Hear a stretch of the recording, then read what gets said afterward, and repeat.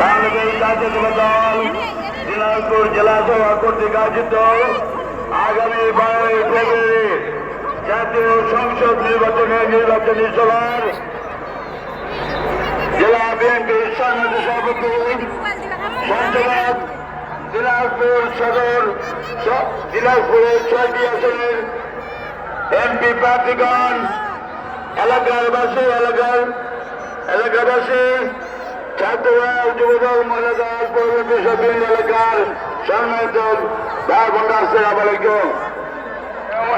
আমাদের প্রিয় নেতা জনাব তারেক রহমান সাহেব একটু পরে আমাদের স্টেজে আসবেন। আমরা আগামী 12 তারিখ ইনশাআল্লাহ ধানের শীষের প্রার্থীদেরকে বিপুল ভোটে নির্বাচিত করার মধ্য দিয়ে জনাব তারেক রহমান সাহেবকে বাংলাদেশের প্রধানমন্ত্রী করবো ইনশাআল্লাহ। সম্মানিত বন্ধুরা, বক্তব্য বাড়াবে না, আপনারা আমাদের জন্য দোয়া রাখবেন। আমি সদর 3 আসনের প্রার্থী, আমি সদর 6, 1, 2, 3, 4, 5, 6 সকলের জন্য দোয়া রাখবেন। আসসালামু আলাইকুম। ধন্যবাদ।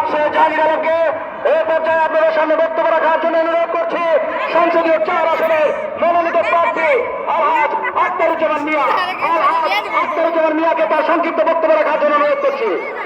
পরবর্তীতে সংসদীয় 5 আসনের প্রার্থী ব্যারিস্টার কামরুজ্জামানকে প্রস্তুত থাকার জন্য অনুরোধ করছি।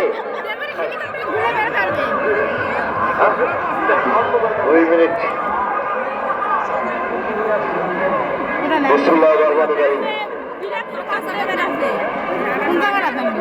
দিনাজপুর জেলা বিএনপির উদ্যোগে আয়োজিত